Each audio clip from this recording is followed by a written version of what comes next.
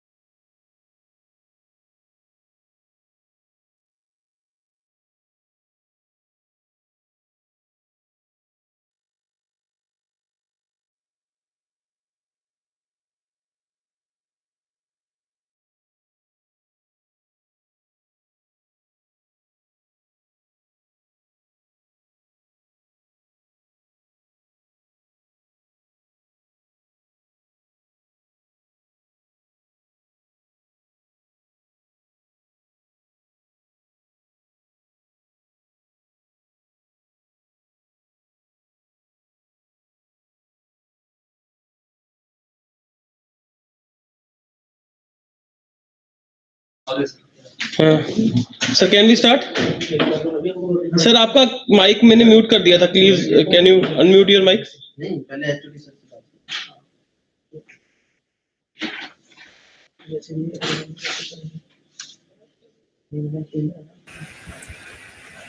yes, sir. yeah yes sir clearly visible and audible also welcome everybody we are going to start our session third of day 2 so let's hand over to Ankita please introduce first. Good afternoon, everybody. So this is our third session of the day. This session will be taken by Dr. Hitesh Kumar from Thapar Institute. Now, Dr. Hitesh Kumar is an assistant professor in the Department of Mechanical Engineering at Thapar Institute of Engineering and Technology, Patiala. Prior to this, he was a research scholar at IIT Bombay. He did his master's from Thapar University, Patiala. Doctoral research focuses on microstructure, alloying, and oxidation kinetics. He is an active researcher in the field material characterization. During his PhD, he extensively used techniques like EBSD, TEM, XRD, RRS, and XPS for determining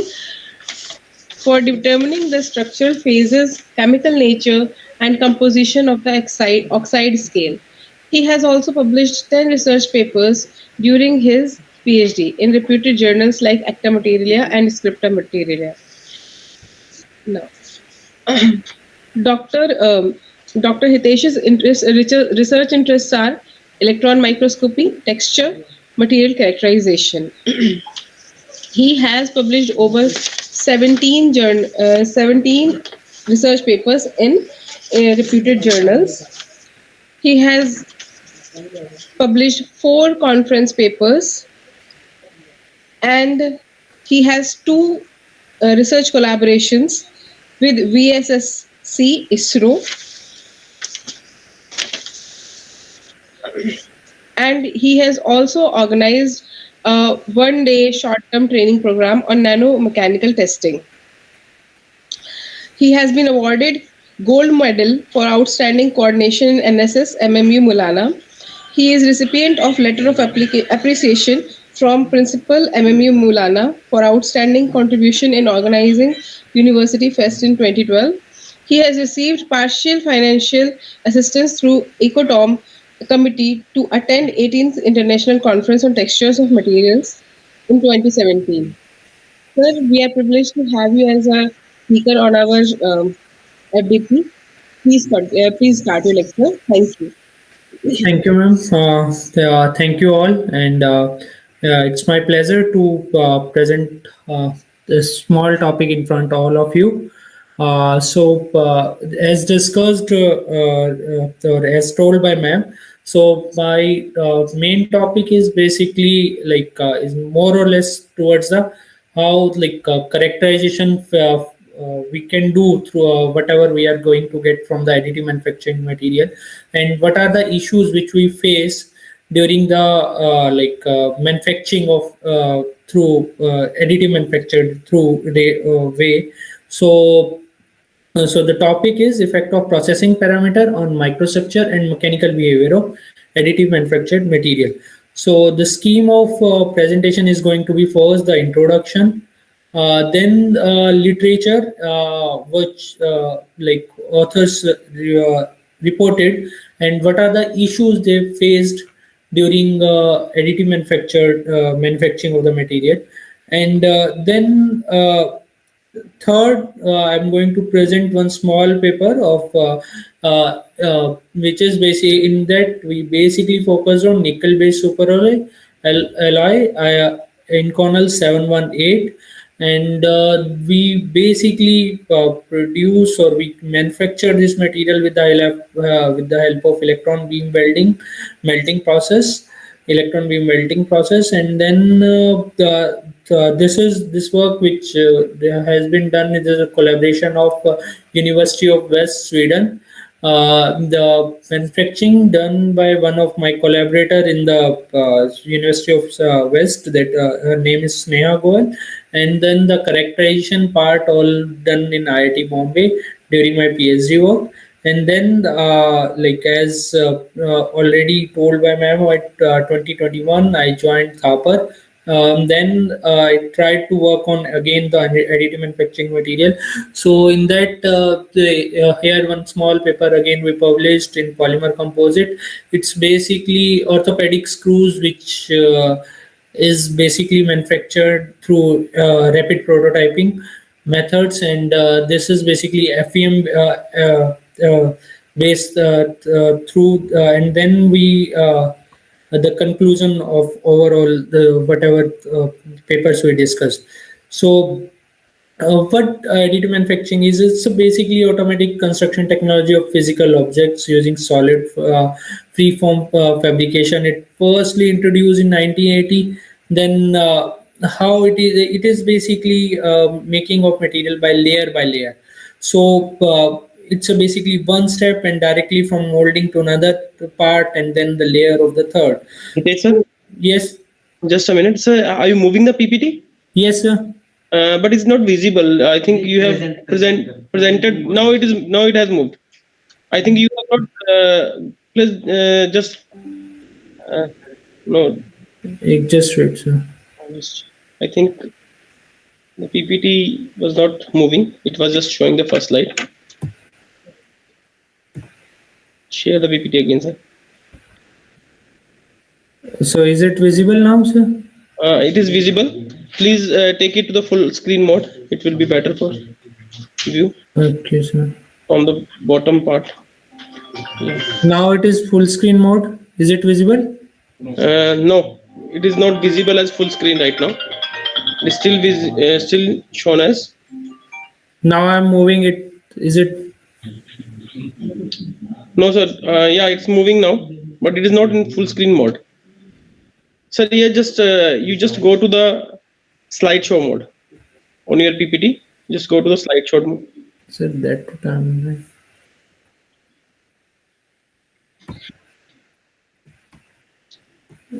Share your PPT again, sir. I will. Now it is. Now it's in a slideshow mode. No, it's not a slideshow mode. Just click on the bottom part. That what I'm doing, sir. Yeah, but it's not clicking from there, sir. So have you shared the full screen, or have you just share the entire screen, sir? When you are sharing from the Google Meet, you just go for the share, and we'll have 3 parts over here. So now I shared the full screen.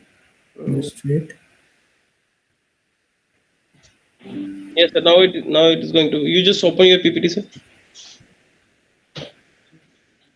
Now make it as a slideshow.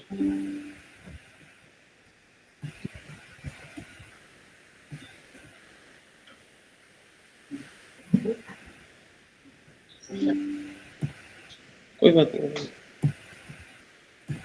Is it visible now, sir? Full screen mode? No. Yeah. Yes. Now it is visible. Okay.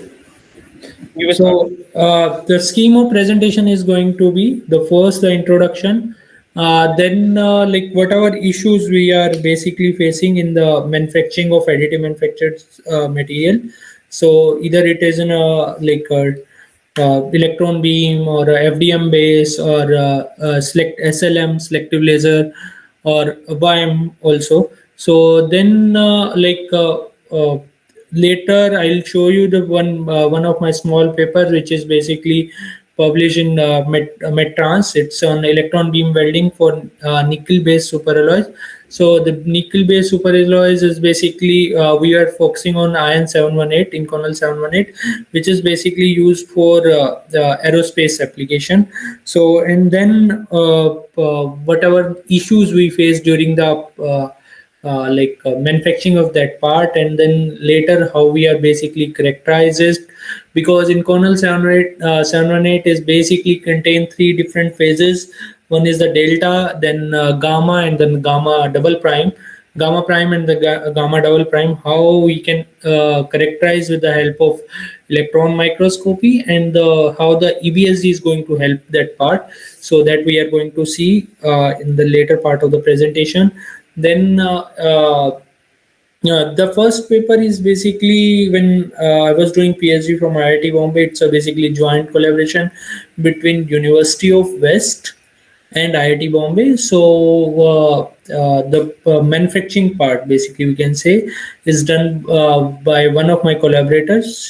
She is in presently she is in Finland, and earlier she was in research scholar in University of West.